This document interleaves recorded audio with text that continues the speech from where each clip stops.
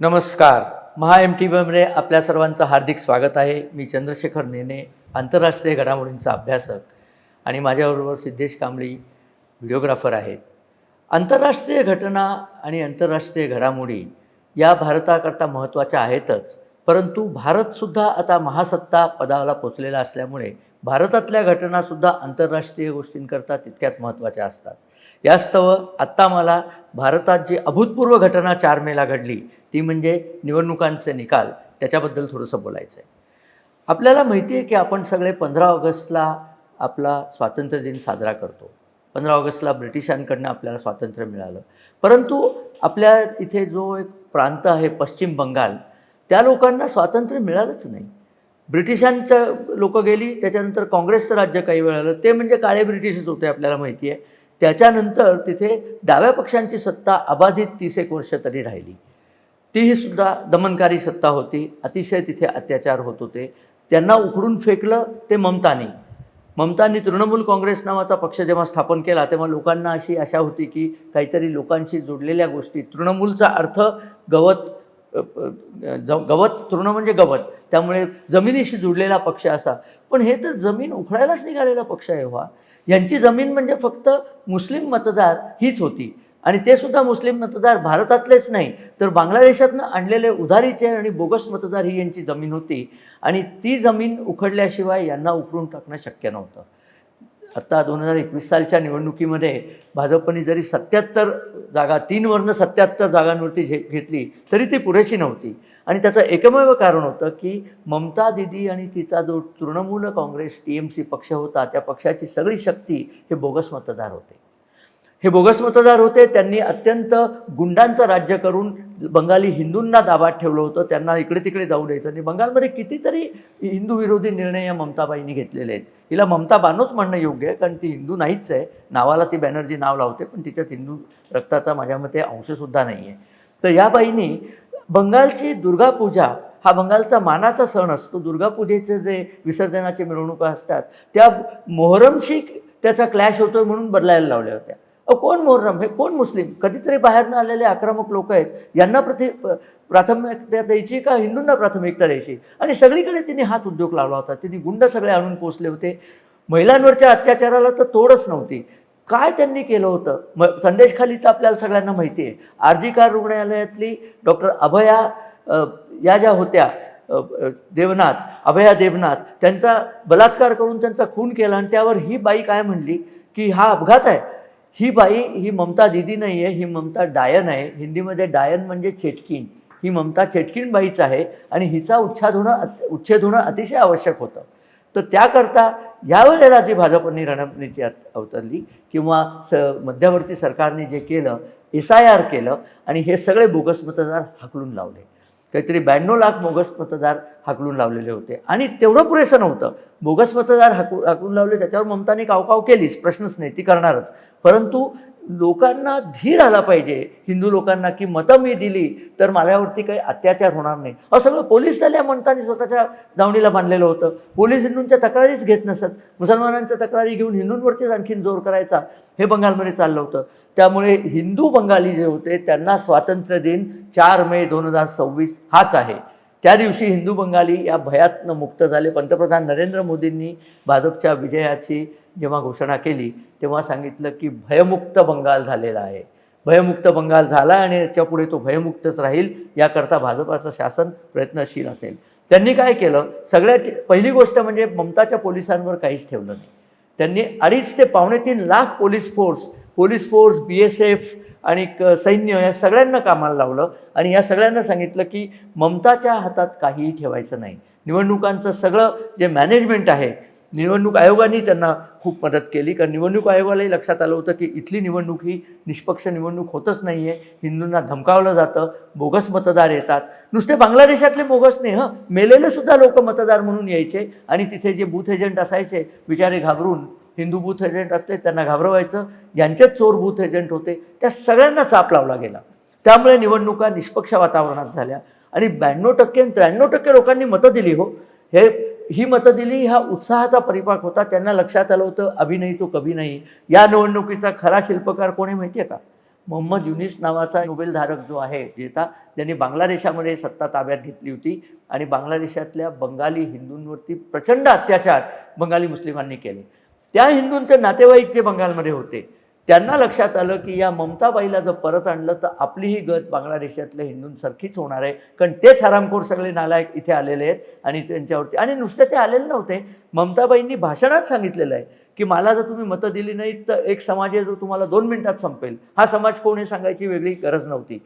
या हिंदूंनी त्यामुळे एक गठ्ठा करून आणि पुन्हा योगी आदित्यनाथ आणि हेमंत बिस्वा शर्मा यांची जी भाषणं झाली, नेक है, एक है तो नेक रहेंगे, एक है तो सेफ रहेंगे, या सब गोष्टी झाल्या. त्यामुळे या सगळ्या हिंदूंनी एकी केली.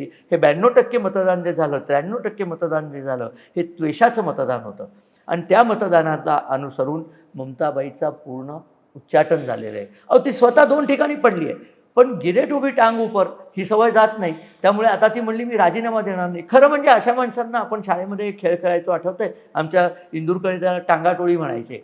म्हणजे दोघा मुलांनी 2 पाय पकडायचे, दोघा मुलांनी 2 हात पकडायचे आणि झोका देऊन फेकून द्यायचं.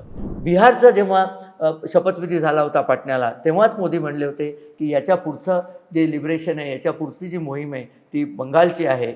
आणि त्यांनी एक फार सुंदर रूपक तेव्हा दिलं होतं की उत्तराखंडातनं गंगेचा उगम होतो. गंगा ही भारताला दैवता समान असलेली नदी आहे. गंगा माता उत्तराखंडमध्ये उगम होतो आणि उत्तराखंडानंतर ती हरियाणात येते. हरियाणातनं दिल्लीच्या जवळ म्हणजे, आणि उत्तर प्रदेश मुख्य म्हणजे हरियाणातनं उत्तर प्रदेश, उत्तर प्रदेशातनं ती बिहारमध्ये येते. इथपर्यंत गंगा शुद्ध राहिलेली आहे. बंगालमध्ये तिचा गंगासागरमध्ये जे विलिनीकरण आहे तिथपर्यंत आपल्याला हिंदूंना योग्य स्थान देणारं सरकार आणणं आवश्यक आहे. त्यामुळे बंगाल हा पुढचा दिग्विजय असणं महत्त्वाचं आहे.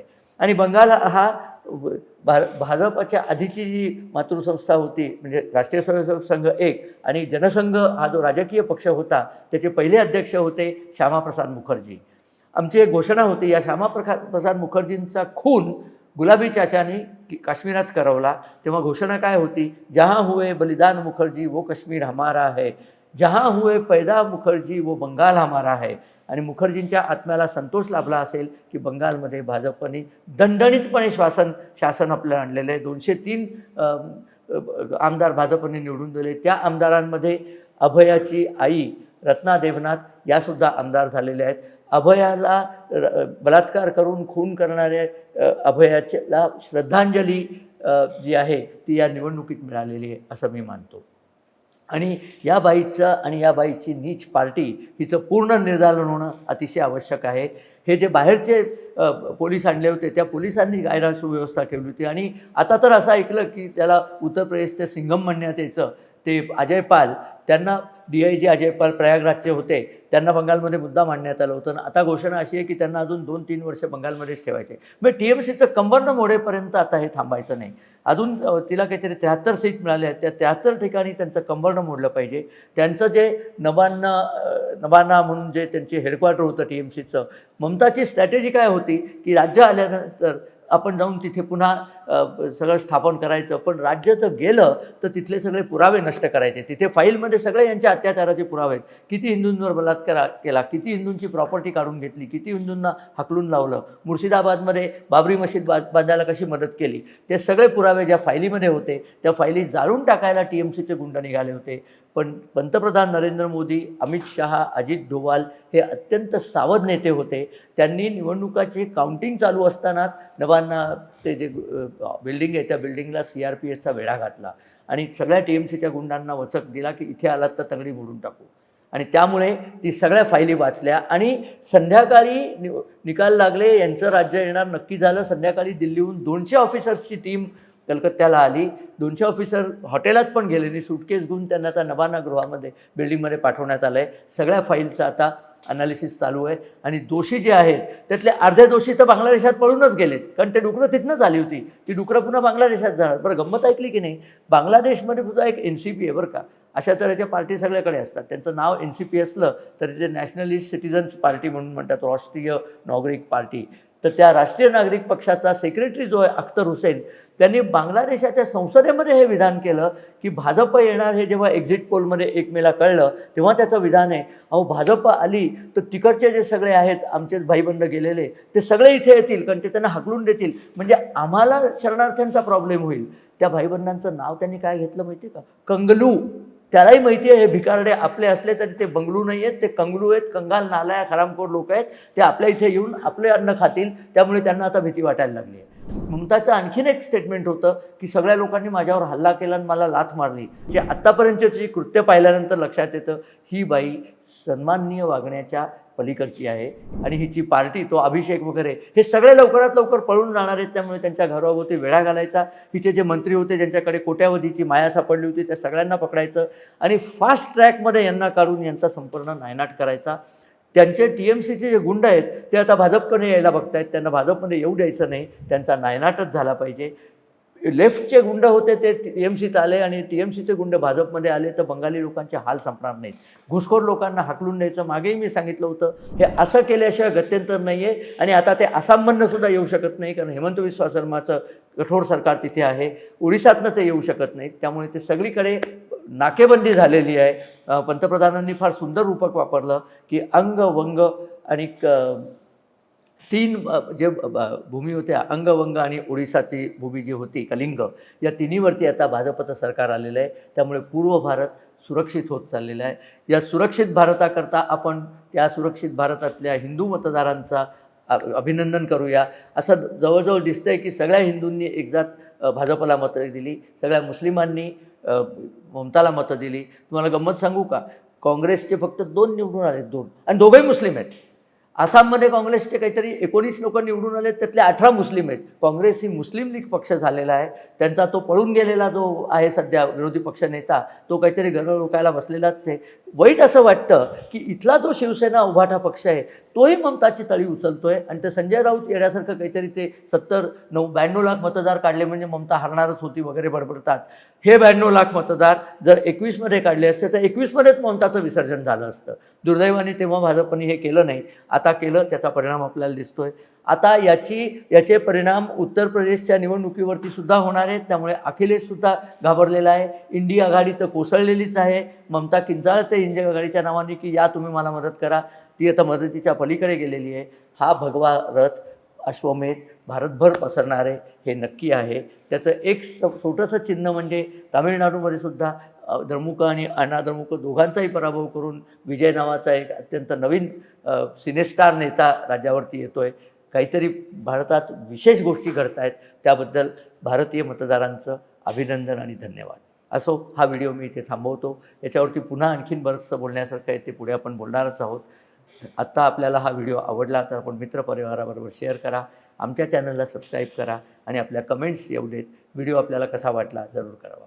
व्हिडिओ बघितल्याबद्दल धन्यवाद आणि नमस्कार.